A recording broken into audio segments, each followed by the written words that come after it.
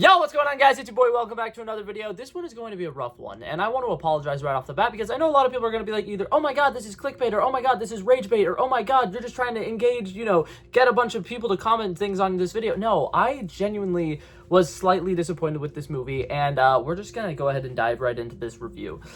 Modern movie review.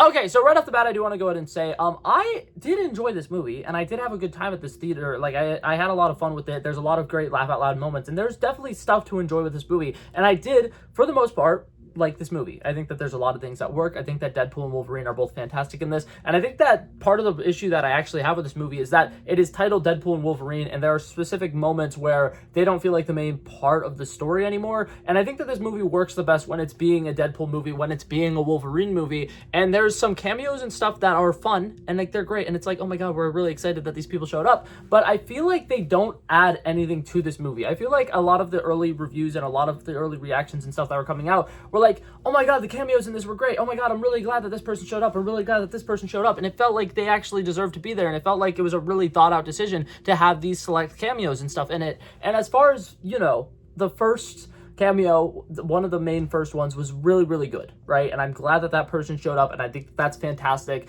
But there's a, team of cameos that show up in this movie, and as much as I enjoy seeing them on the big screen, and as much as I'm like, yes, we're finally getting this, they don't do enough with those specific characters that I feel like it even really warrants them being in this movie. And I don't know if that's just me, and I'm sure there's going to be a lot of people who are going to disagree with me, but I would have rather us had 3 or 4 less cameos and each one of them actually have an impactful moment than us get the team of cameos that we got in this movie and them not each have their moments to shine and them each have like a really big moment. So I'm going to kind of compare this movie to Spider-Man No Way Home, which is so weird because I have openly said that I think that Spider-Man No Way Home is a little overrated. I feel like when it first came out, it was a huge deal, and I really enjoyed it when it first came out. And then as, a couple of rewatches go by, there's a lot of, continuity issues, and there's a lot of plot errors and stuff that really bothered me about the movie. And then I also felt like Spider-Man No Way Home played this multiverse trope incredibly safe, and Deadpool and Wolverine, I think that they do a good job of actually being more bold and kind of taking a lot of higher risks and introducing specific parts of the multiverse that are really interesting. But I feel like the way that they go about doing certain multiversal things is underwhelming and is a little disappointing. So I'm going to dive deep into this movie. I'm going to go ahead and issue a spoiler warning here. I wanted to go ahead and give my spoiler-free reviews here. My spoiler-free thoughts first. But that being said, for me to dive deep into what my main issues with this movie were, I need to be able to name names. So if you haven't seen the movie and you don't want anything spoiled for you, maybe pause this video, save it for later, and come back and watch it after you've seen the movie. But if not, we're gonna go ahead and dive into this, shall we? Okay, so I'm gonna go through this, and I'm gonna talk about all of the cameos in this movie and whether or not I think that they worked for me, because I feel like that is one of the biggest parts of this movie. Is even though they don't want to be like, oh yeah, there's a bunch of cameos in this movie, and Ryan Reynolds himself has said on the news, or on different talk shows and stuff like that, he doesn't think of them as cameos, he thinks of them as surprises and stuff like that, right? And I just kind of want to go through and talk about each specific ones and whether or not I thought that them being in the movie was really worth it. So, starting off, I'm going to go in kind of the order that they appear in. We get a Happy Hogan cameo.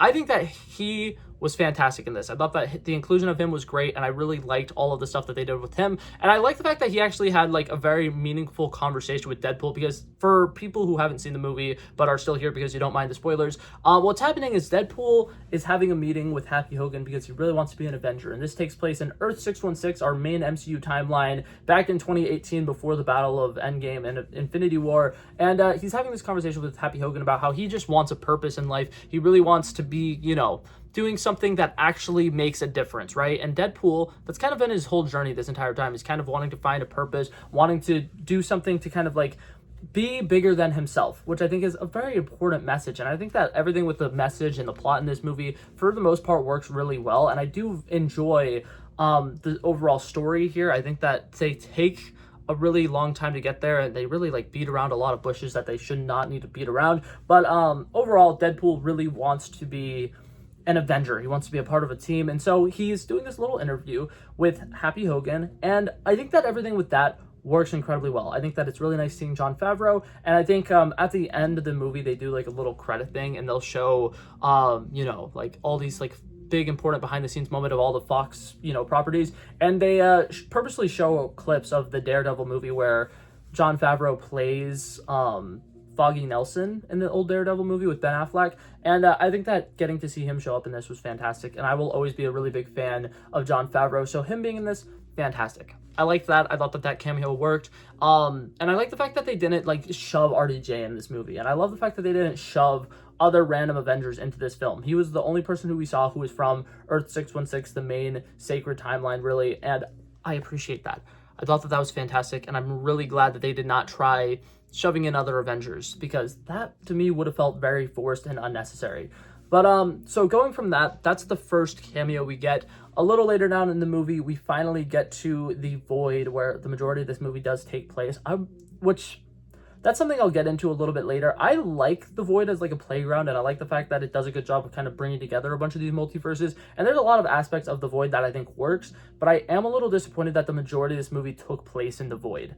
I feel like there was a lot more fun that could have been had with them jumping between multiverses and stuff like that, but that being said, they do things that make things work, so eventually there are certain aspects of that I do enjoy and that I do appreciate, and I'll touch on that later. But as we're going through the cameos, the second cameo is Chris Evans as the Human Torch, and I think, for the most part, he was fantastic. Every moment that we had with him was great. I really like seeing him play the kind of more douchebag character, because after years and years of seeing him as Captain America, you kind of forget that when he played the Human Torch, he was perfectly casted as the Human Torch. He genuinely was an incredible Johnny Storm, and had they been able to make more of those movies and they've been able to actually do an X-Men and Fantastic Four crossover like they had wanted to, it would have been fantastic, and he would have been a great Human Torch, and I'm glad we got to see a couple of moments with him. I do really wish we got to see at least one solid action sequence with him, because we see him flame on, he flies around for a little bit, and then he immediately tries to fight Pyro and then gets defeated, and that's the only action sequence we get with him.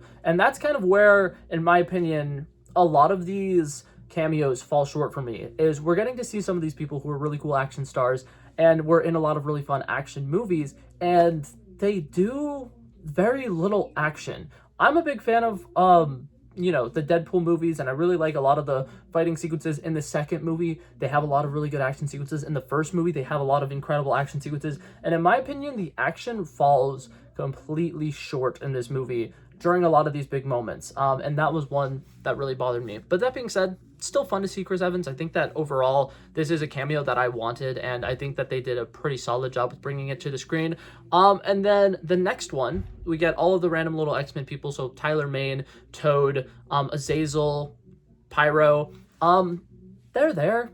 They don't really add anything to the plot. It's kind of nice to see them again, but at the same time, it's also like, this is a bunch of like B-list characters that we didn't really care about in the past, and they don't do anything special to make us care about them now either. So they don't add anything to the plot, in my opinion. So this is another one of those examples of like, there's a cameo, it's here, did it need to be?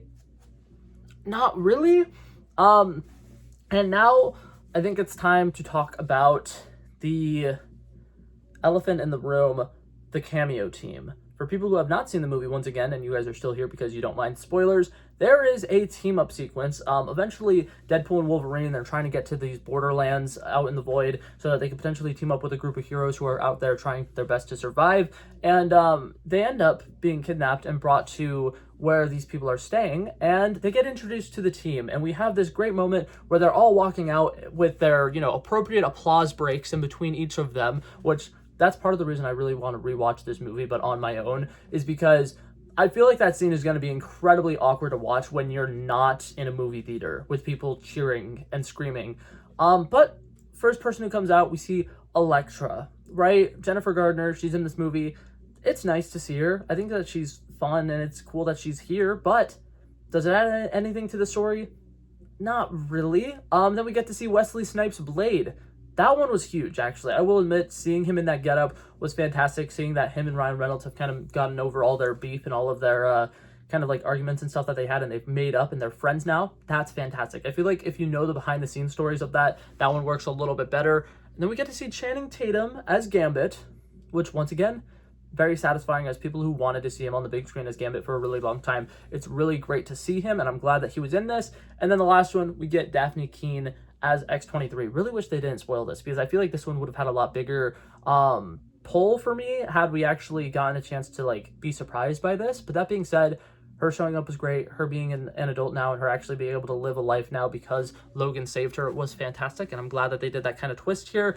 But that being said, there was a lot of wasted potential with this team. You hear that team and you're like, oh my god, yeah, that sounds incredible. But they do almost nothing in the film. They show up and they're in the movie for about as long as the Illuminati is in the Multiverse of Madness movie, and they kind of establish the fact that, you know, they really want to, you know, make a difference. They want to fight Cassandra Nova. No one's ever made it to Cassandra Nova's like place and made it out alive. And now that Deadpool and Wolverine have done it, they have this hope and they have this sense of, oh my god, yeah, let's do this. Let's break into Cassandra Nova's place. We're going to get Cassandra Nova to send us all home, and we're all going to get our endings. And I think that's the big thing, is they sell us immediately, and they basically are telling the audience, hey, what do these characters have? What do these characters want? What are they longing for? An ending. So that's what they're getting in this movie. And that's part of the reason I feel like these cameos feel so wasted to me, is it's so on the nose, the fact that all they wanted was an ending. So they're going to go and they're going to do this little fight sequence, and that's going to be the last we're ever going to see of them. And it's going to be like, yay, they got one big fight before they died. And that to me feels so wasted, feels so stupid. And it's not like Spider-Man No Way Home. Yep, you see, I said I was going to compare it to it. Let me compare it to it now. In Spider-Man No Way Home, the final act, we get introduced to Tobey Maguire's Spider-Man and Andrew Garfield's Spider-Man, and we get to see them kind of like work together as science bros before the final battle. We get to see them actually plan things out about how they're going to do the final battle. We get to see them have conversations just as themselves, and the little calm before the storm moment when they're hanging out on the Statue of Liberty and they're just having a conversation about their past and different things that they've done and the different things that they've been through. Those are the parts of Spider-Man No Way Home that works incredibly well. Yeah, we get an epic action sequence with all three of the Spider-Men fighting together and fighting alongside each other. That's awesome. But that's not what made those scenes enjoyable. The fact that we got to see Tobey Maguire talking about how his webs are organic and how they come out of him naturally, and he doesn't need to make web shooters. Why are they making web shooters? And then the other ones having conversations about how, like, they've been able to fight different cool bad guys. And the fact that Tom Holland's like, well, I've been to outer space. And they're like, oh, I've never been to outer space. And then Tobey Maguire's being able to be like, oh, well, I fought an alien before. And Andrew Garfield just been like, man, you guys are so cool. I wish I got to do that. We don't get any of that here. We don't get to see Wesley Snipes be like, oh, well, I fight vampires and stuff like that. And then being like, you fight vampires? Vampires are real? Oh my god, that's really cool. We don't have any of them having conversations about stuff that they do in their movies. And I think that that's one of the biggest things that bothers me about this is Andrew Garfield, we get a general idea of what he's been doing since The Amazing Spider-Man 2. Oh, he got rageful. He started killing people. He stopped pulling his punches. He became a more violent version of Spider-Man. Whereas all these people, it's just like a full continuation of whatever they've been doing. And we don't get any of that missing gap. We don't get what their story has been. We don't get, oh, this is what they've been doing in between the last time that we saw them. We just have a general idea of the fact that they're in the void and they're hopeless now. And it's like, it's not even like they're playing the same version of their characters now. They're playing a wasteland version of their characters, which in a sense works, but at the same time, it makes it where it's like, this could have been any actor playing Blade. This could have been any actress playing Elektra. This could have been any actor playing Gambit. And it doesn't make it impactful for these specific characters playing these specific versions of their roles. The only one of those cameos that worked for me was Daphne Keane, because you could tell it was the Daphne Keane from Logan. You can tell, I'm saying the actress's name. You can tell that there was the Laura from Logan. You can tell that it's X-23 and that she's had these heartfelt moments with Logan and that she's had this emotional journey, and the fact that she's been able to live an entire life not having to worry about fighting, not having to worry about whether or not people are chasing her and trying to kill her for the rest of her life. She's able to be a mutant and be proud because of the things that Logan has done for her, and you can feel that it is the same character. The other people, they put on a suit and you're like, oh, okay, yeah, it's them. I'm on board with this. And I hate the fact that it doesn't actually feel like they are playing the characters. And I feel like that's what my main gripe with this is. You get back these big actors who have been able to play these big characters in the past, and that's it. Like, that's what makes the cameos so special. It's underwhelming. I feel like a lot of the people have been talking about how these cameos are incredible and these cameos are what make the movie. And I'm watching these cameos and I'm just like, it's cool that they're back, but like, are they going to do more than that? No. We immediately get them going into this battle, and we get this really cool walk-up scene, and then we get a fun action sequence where they're killing a bunch of random goons, and they're fighting against Pyro, and they're fighting against Azazel, and stuff like that. But none of those action sequences actually last longer than 5 minutes. None of those action sequences actually show the character in full effect, and I feel like it's just really, really disappointing. We don't really get to see Gambit doing a lot of what makes Gambit Gambit. We don't get to see Blade using a lot of his really cool skills. Like, there's a couple of like quick flashes and you get like maybe 10 seconds of Blade doing something cool. You get maybe like 20 seconds of Gambit doing something cool, but I feel like this should have been the end game. This should have been the team up that did the final fight sequence, and it should have been a really nice long 15 to 20 minute long fight sequence where each character is getting their own moment. Jennifer Gardner's Elektra should have had some big moment where you're like, oh my god, yeah, that's why we wanted her back. That was a cool action sequence. We don't get that in the movie. Wesley Snipes should have had some badass moment where you're reminded of, okay, this is why Blade was such an important movie when it came out. This is why Blade is one of the first movies that actually made it where comic book movies were able to be a mainstream thing because people saw Blade and they're like, that is epic. Yeah, we want more of those. But we don't really get that in that moment. Like, yeah, he has a lot of aura and he feels really cool when he's on screen, but you don't get to see epic action sequences with him as Blade. Like, it just doesn't feel as cool as it did back in, the older movies. And I understand that, like, that's something that they can't fully control and they can't fully make it where you're going to feel like, oh my god, yeah, this is Blade, this is epic. But I feel like they didn't even try to make these action sequences as drawn out as they could have been. I feel like there wasn't a lot of choreography for these action sequences to really make these things work.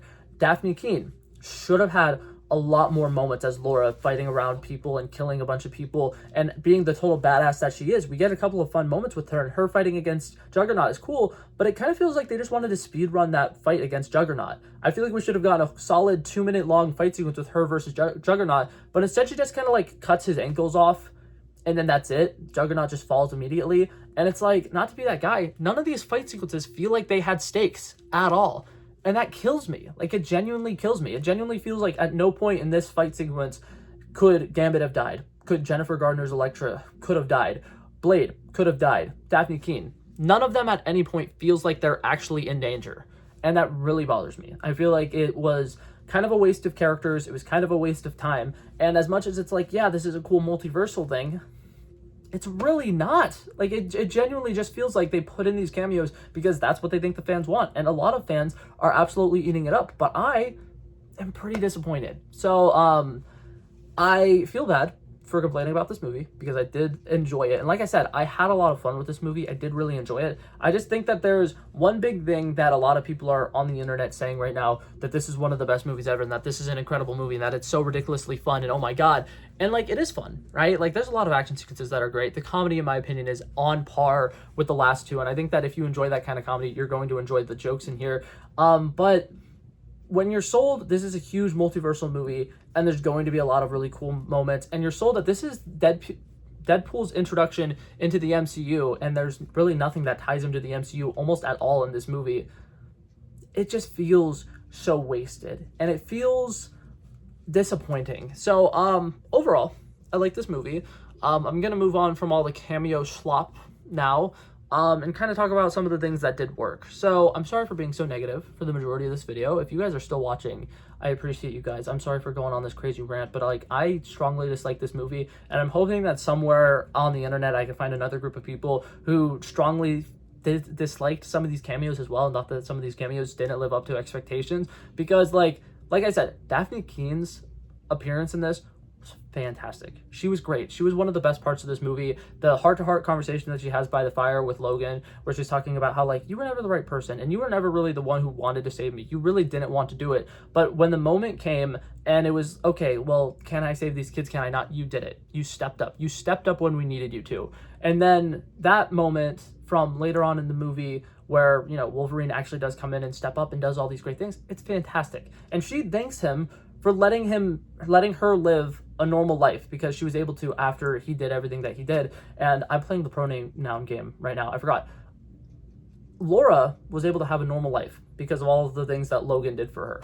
And that's why I've seen a lot of people online say like, oh my god, I wish she got a costume.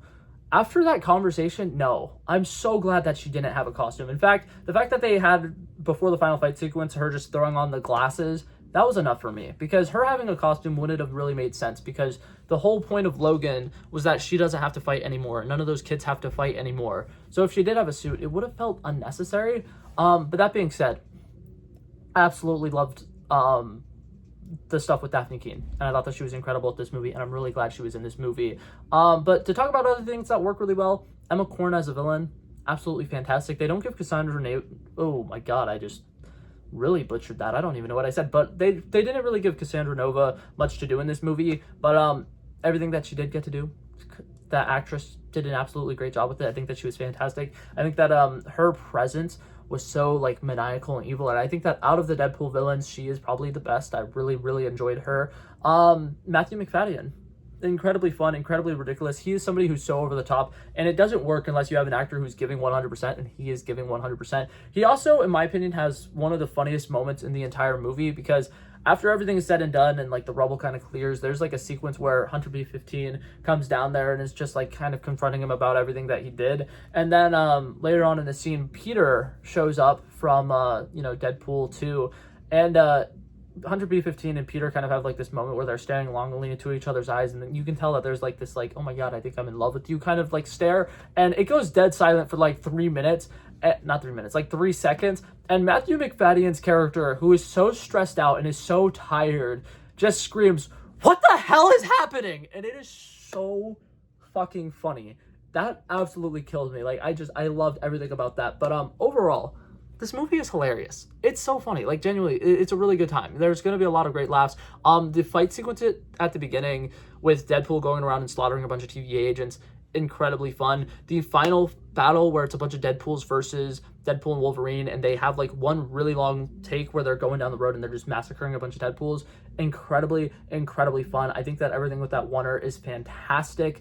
I think that the first Deadpool versus Wolverine fight when they get into the void, absolutely incredible. We get to see Wolverine actually fighting like an animal, him doing his little bear crawls and stuff like that, running around the floor and like slicing him up.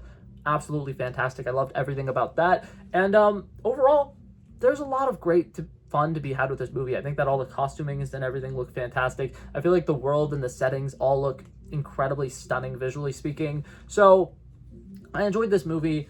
I think a lot of my problems just came from the fact that a lot of these cameos felt unnecessary. And for this to be a movie that has kind of promised that, like, we're not going to do cameos just for the sake of being cameos, and we're going to actually, like, really think out some of these people, and we're going to have, a lot of impactful moments with them, I don't think it lives up to No Way Home. And I personally didn't think that No Way Home even did that great of a job with the multiversal stuff. So I don't know how to feel about this movie. I'm really excited. I'm going to be watching it again soon, so I will have a second opportunity to maybe catch some of the jokes that I missed, see if there's some deeper meaning or some like better fight sequences that I kind of like missed, because I think that's part of the problem I had with the big fight sequence with the Cameo team is it's like maybe like a 3-minute long, 4-minute long fight sequence, and it's just a bunch of random goons versus these 4 characters, and it's just like cameras going all over the place and a bunch of gray characters fighting against each other. And that's why it's like it's really hard to fully catch what's going on in certain moments. But yeah, overall, this movie isn't bad. I can see why a lot of people are really enjoying it. I think that the music is also like huge. I think a lot of people always like gave crap to James Gunn for the music in Guardians of the Galaxy and how it's kind of like a cheat, because if you use certain music, it's gonna sway the way that you feel. But like, they use music in this movie for essentially the same thing, and it is fantastic. I think every single time Like a Prayer comes on is absolutely great, and there's just so many fantastic movies that are elevated by the music that's playing during it. So overall, really fun time at the theater. I'm not trying to yuck anybody's yum here. If you really enjoyed this movie and you thought that all the cameos and everything were 100% perfect, that's awesome. I'm really glad you feel that way. I really wish I could feel that way. But as it stands, I'm gonna give this movie a solid like 79 out of 100. I think it's good. I think it could have been great, and I think on the second rewatch, if I enjoy some of the jokes and stuff as much as I enjoyed the first time, I will probably bump that score up. But as it stands right now, I was a little underwhelmed, a little disappointed. But that being said, I enjoyed it. Like, I'm so all over the place with it. But yeah, that being said, that was it for this video, guys. Thank you guys so much for coming by and checking it out. I love and appreciate you guys so much for watching. And if you liked it, feel free to like and subscribe, and I'll hopefully see you guys in the next one. I am planning on making a video ranking every single thing that has came out after Avengers Endgame. So stay tuned for that. It's going to be fun. It's going to be a hard ranking to do, but I'm going to try my best to do it. And I will hopefully see you guys around. So peace out. Bow, bow, bow.